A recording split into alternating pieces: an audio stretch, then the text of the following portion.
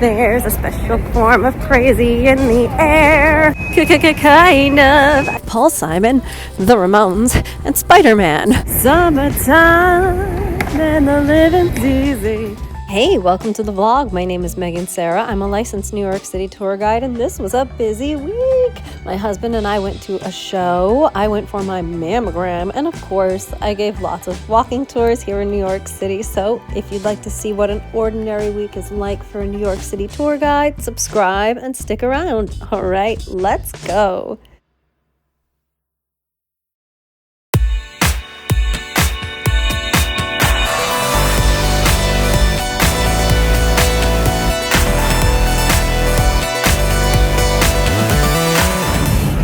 Greetings from the West Village. It is Monday. I'm going to meet my husband and we are going to a show. It is like 40 degrees outside, which means it's practically like the summertime and the living's easy. Yes, it is Victory Monday. Hey, oh my goodness, playoffs, baby. So yeah, I want to call my husband, find out where he is. We're going to go to dinner, and then we're going to go to the show, and then we're going to get home. It's going to be a Monday for us, going to a premiere of a live theater. Who am I? Someone with a life.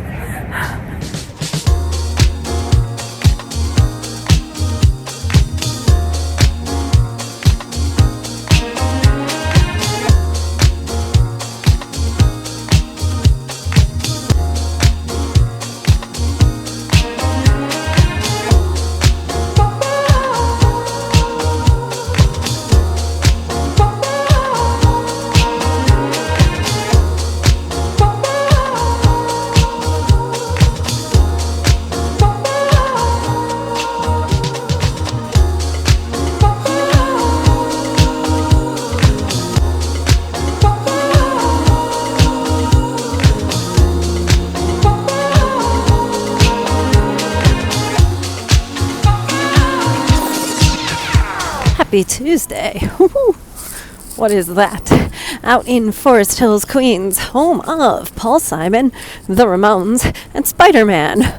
Also, my first home in New York City. I am out here heading to my mammogram, which was rescheduled twice that I know of. They sneakily moved it an hour earlier without telling me. So I am late. I'm running, and afterwards I'm getting cake at Martha's Bakery. I have to get their classic carrot cake, gluten-free of course.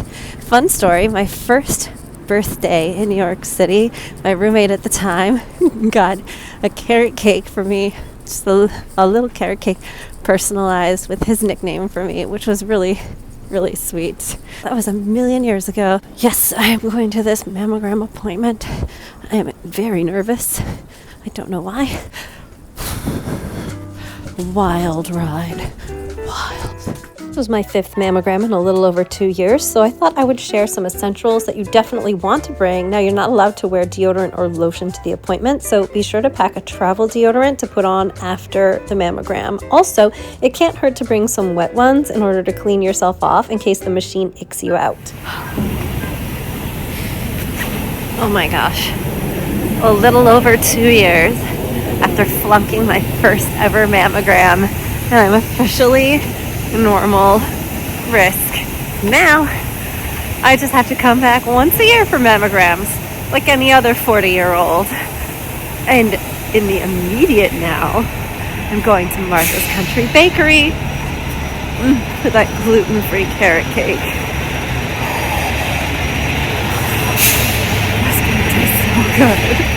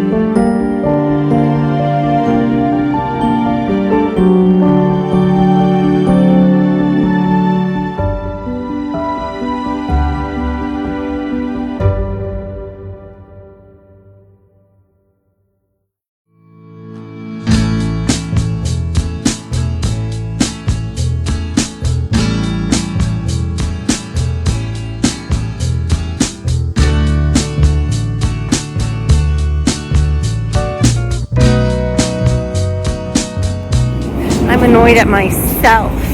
Good morning, it's Thursday.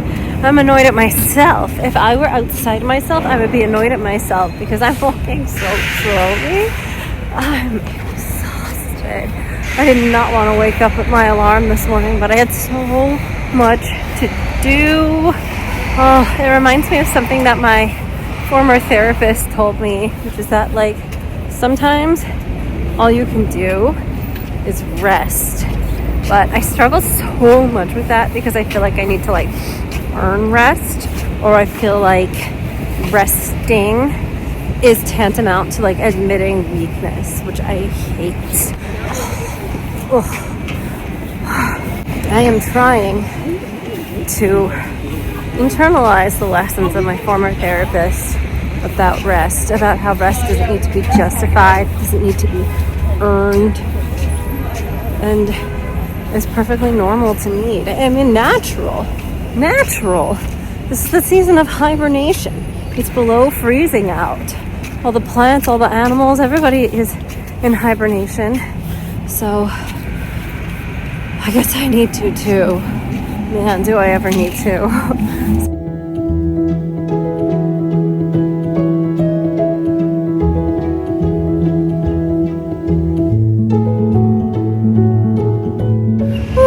Out here on a Saturday morning. We are on the Lower East Side and we are about to get an iconic foods tour. Here's the fun thing about the iconic foods tour is it actually starts an hour later than my other day tours, which means I have a little extra time in the morning.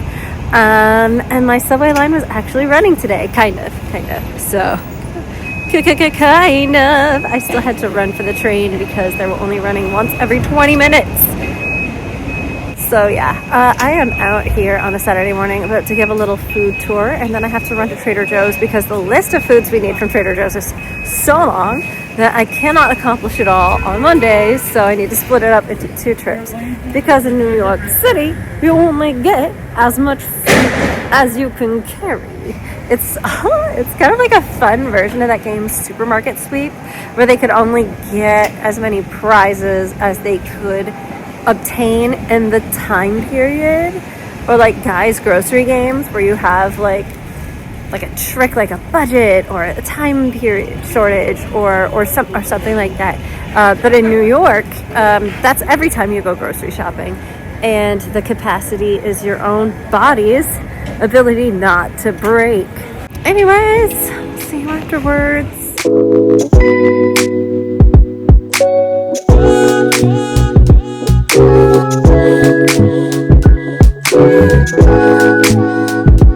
Now doing the most dangerous thing known to man. I'm going grocery shopping. Should I get myself... Oh, this is where it always gets bad, isn't it? It's like, should I get myself something to eat while I'm grocery shopping and just give myself a little treat? And then the little treat turns into like the big treat, and then you can't carry home your actual groceries. I have to think about that one. But it's gonna be a haul in the most literal sense. A haul.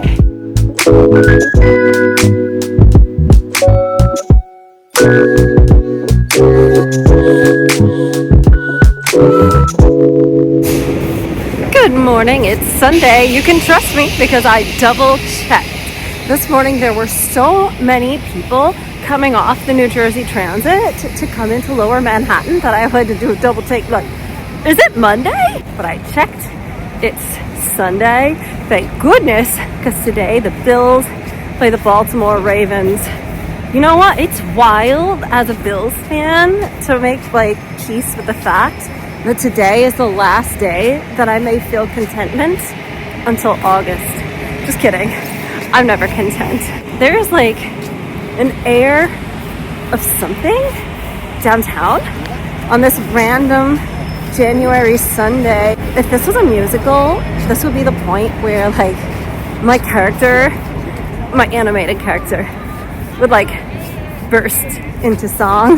There's a special form of crazy in the air. Oh, I'm not the only one singing in public, in case you were wondering, if you could hear that. Yeah, I don't know how I feel about this, but I followed an eyeshadow tutorial that I saw on Pinterest this morning. It's definitely different. I don't know, I feel like it looked better off camera than on camera.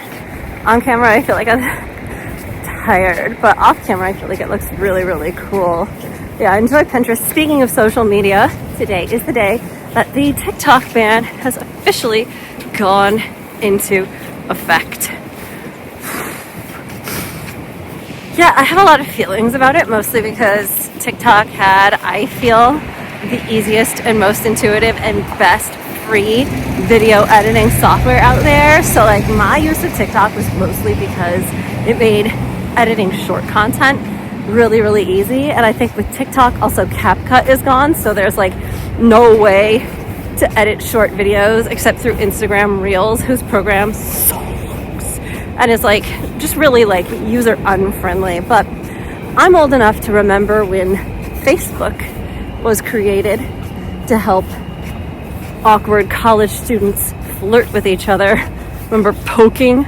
Oh my lord. And when Instagram was created for people to post out of focus sepia tone pictures of their salads. Hell, I'm old enough to remember how to program MySpace banners, okay? Hashtag feeling 40. I feel like social media has been around for so long, and it always starts off with this inspiration of inspiring connection. You know, whether it's sincere or, you know, done out of the greed of business capitalism, I don't know. But I feel like the second these apps get a whiff of money, they decided to switch over to these algorithms. It's proven, it's been studied, algorithms that promote content to you that will make you upset. It's like a rage bait. That content actually encourages more engagement through enragement. Hey, oh, and that causes you to stay on the website longer. You see more ads. It's better for their business and worse for your mental health. So while I feel like I'm scared for the future, not just because like our government is willy-nilly censoring basically every form of free speech that it doesn't directly control and have the ability to manipulate. I also feel like there's a sense of a loss of a pure belief in community. You know, like the communities that we built through TikTok and Twitter and Facebook, as we have to abandon these spaces because they become bought by corporate overlords or banned by our government. I feel like there are fewer and fewer spaces for us to connect because we've been, you know, isolated and trained to turn to the internet instead of turning to each other face to face. As a neurodivergent person who's like very anxious about face to face contact, I feel like social media was really helpful because it gave me time to like process, think out a response, absorb something, and come back to it when I've like fully dealt with my thoughts on it. It helped me participate in the conversation. And I think that there are a lot of people who are going to be shut out of these conversations and these, I think we're just going to lose a lot of our community. Oh, somebody's left me an orange soda from Wendy's. Look at that. Doesn't that make you thirsty? Ew, don't drink the mysteries. There's pee in it, right? There's pee in it, right? Right? Like someone peed in that soda, right? Okay, just wanted to make sure we're on the same page.